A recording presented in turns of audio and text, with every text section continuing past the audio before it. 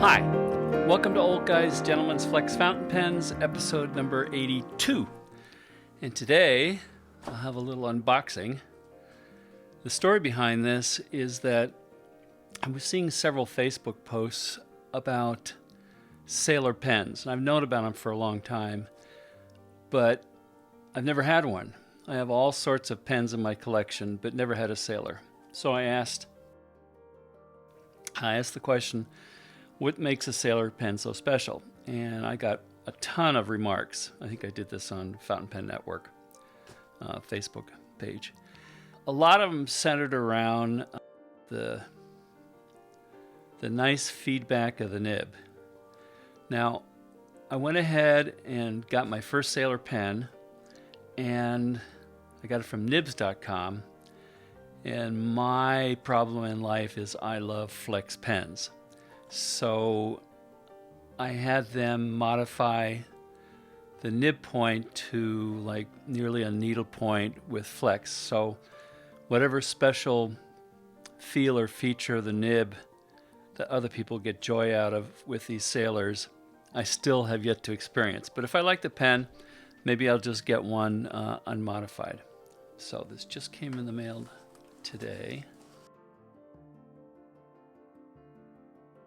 Oh, excellent. It was John Modishaw who modified it. I have other pens by him. Hope you enjoy this great Sailor 1911 4am pen and the needlepoint flex nib. Thank you. I think the 4am applies to, I think, I should know this.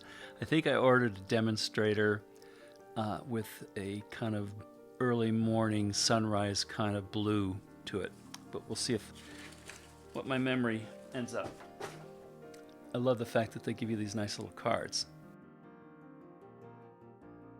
So, Sailor 1911 midsize, extra fine, flex and needlepoint. Oh, I like the case. Are you ready? Here we go. Oh, nice looking pen.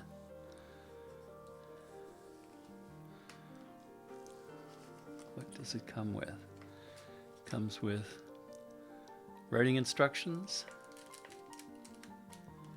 an ink converter, and some cartridges. Oh yeah, I really like the color of this.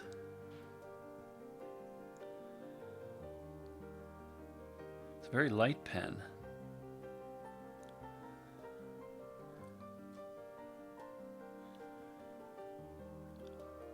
Let's get a little bit closer look at some of this.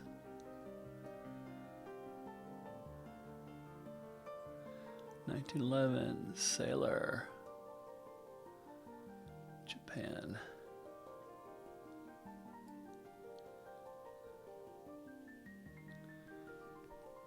Cool color. And what does it look like? What does it post? Yeah, it posts nice. It posts nicely. What does the nib look like up close and personal? It's a 14 karat Sailor nib that has been modified, and it was extra fine, and it's been modified for additional flex by John Modishaw at nibs.com. And what does the inside look like?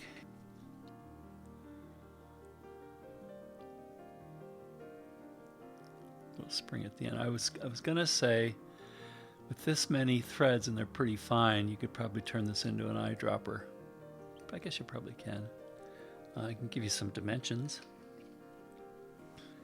Okay, capped, it's 5 3/8. Uncapped, it's a little bit over 4 5/8. And how would that feel? That'd be too small for me. I mean, definitely doable, but not pleasurable. But that is just right. But how long is that, Bob? It is about a little over 5 7/8 inches. The section feels pretty good. The barrel, I think, is at least a ½ inch. Yeah, it's about a ½ inch. And the section is a little bit over 3/8. So size-wise, especially while posted, it's really nice. I like this color. How about if I show it against the... look at that. Isn't that nice? Pretty nice, huh? Okay, so let's go ahead and put some ink in this thing. This is one of my favorite inks. It's a Pelikan 4001 turquoise. It has a really nice color. And all of these inks have real nice feature that they flow through pens, even though pens might be running a little dry. But if they're really wet, they'll kind of control themselves. And I don't know if it's the surface tension or the density or the lubricity or what features there are, but if you have a really wet pen and it's too wet for you, any of these 4001 inks do really well, especially the blue black. That's like my ultimate ink for really wet pens. So what I did is I went ahead and I put the converter in there. Normally at this stage I trot out my Tiltwell ink bottle holder that holds the bottle at a tilt, but in this case we are about halfway, so I won't need that. Let's fill it up. That's pretty good. It's about 3/4 full. What do I get if I empty it and then pull it back up? Yeah, about the same. So it fills up about 3/4 of the way. And again, that's a really pretty pen. You know, one of the things that I appreciate when I see this is that I like demonstrators, but I don't know if I like seeing demonstrators so it can show off a converter. And it makes me appreciate a little bit better pens like the TWSBI VAC 700R. This is the iris one with the cool multicolored. But anyhow, I like demonstrators where you can kind of see through this section. And you can in this if you don't have any converter in it, but the converter will probably pretty much live in there. All right, so what does it write like?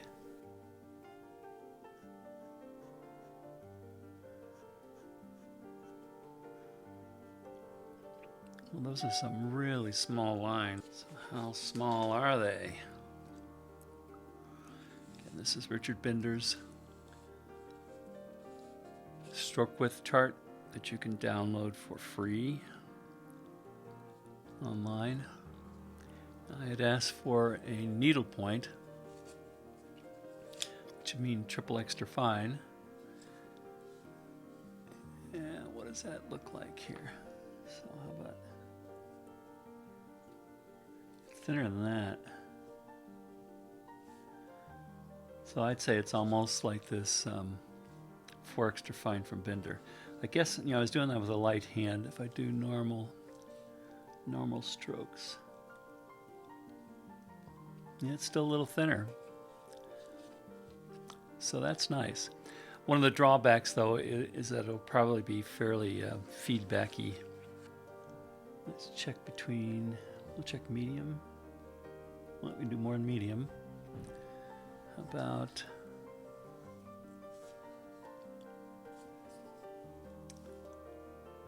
broad? Definitely broad. Maybe double broad. Not quite triple broad. So 4 extra fine to double broad, and I probably wouldn't go too much further than about, you know, in between medium and broad over here. He comes with these warnings that it's not a vintage nib where you can do a lot of flexing with. With this, you have to be kind of careful. If it releases, if you overstress it, and it bends up away from the feed, your flow will be messed up to begin with. And then I'll have to pull this thing apart and try and burnish it back into place or send it out again to be fixed. I had to do that once on another pen. Kind of embarrassing. All right, so some more lines.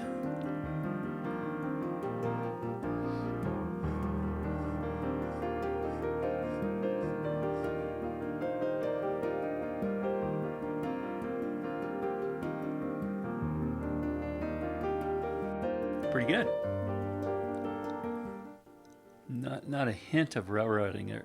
So my guess is what John does is he comes in here and he opens up the channels in here so he gets better ink flow.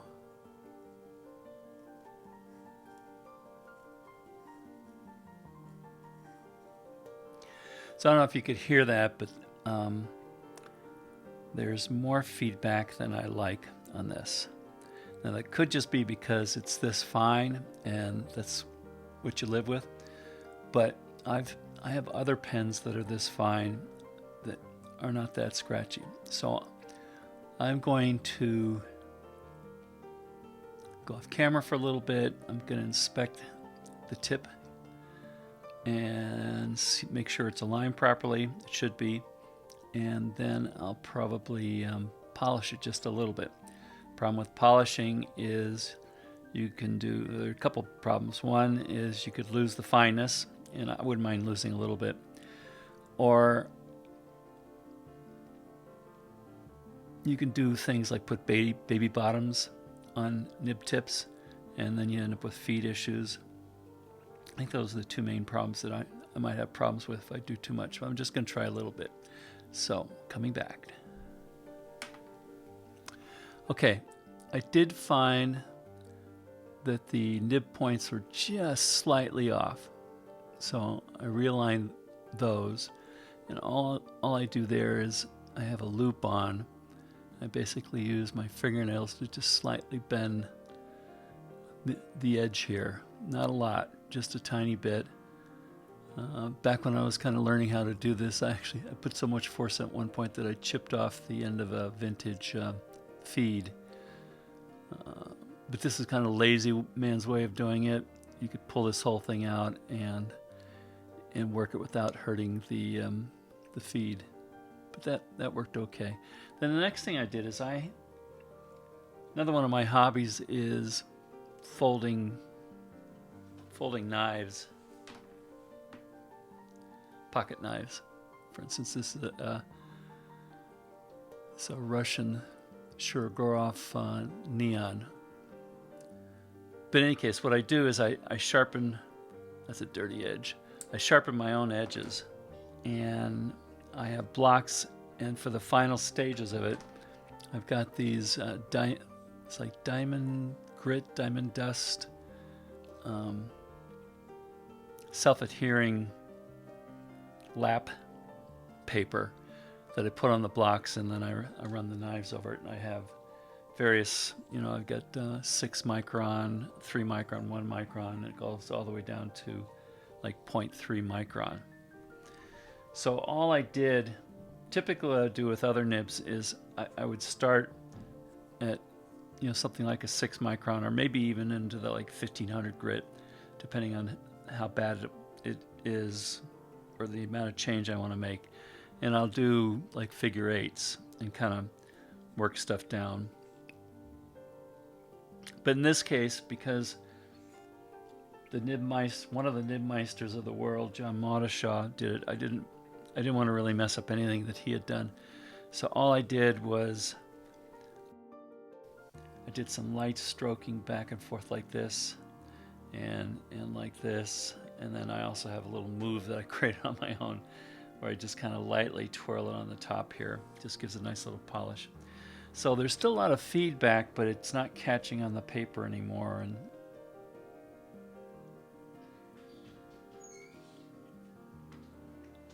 yeah, also may not be quite as thin as before, but it's still thin enough. And a lot of the scratchy noise is gone. So that's some of the stuff that you can do. There's lots of YouTube videos on there, especially about doing figure eights and things like that. Goulet pens and other places sell squares of these things that are in the very small grit size. How about response?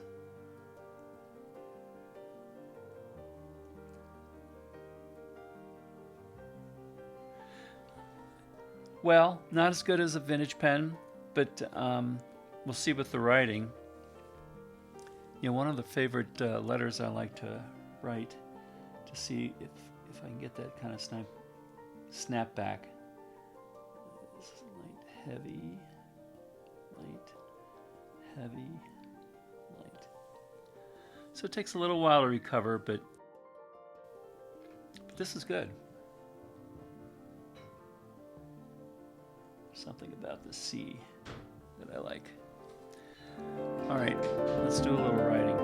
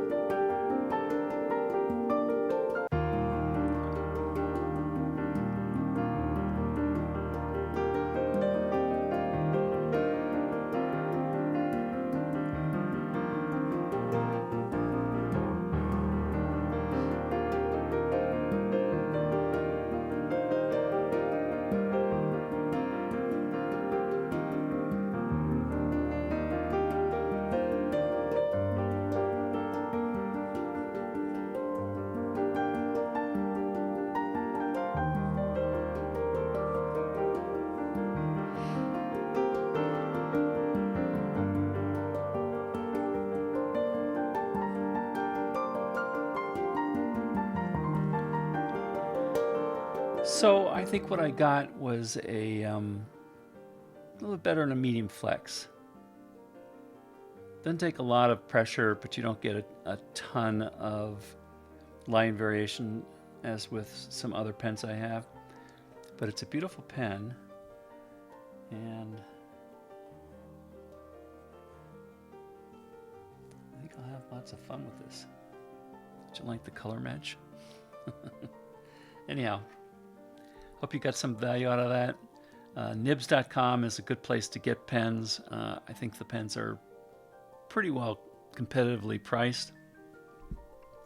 And they have that feature that, depending on the kind of nib, they have at least one grinder there, maybe a couple, who can give you any sort of nib you want. You know, yeah, and I've gotten several from them. So that's it. I hope you got some value out of it. Until the next time, thank you. And now for a little commercial message.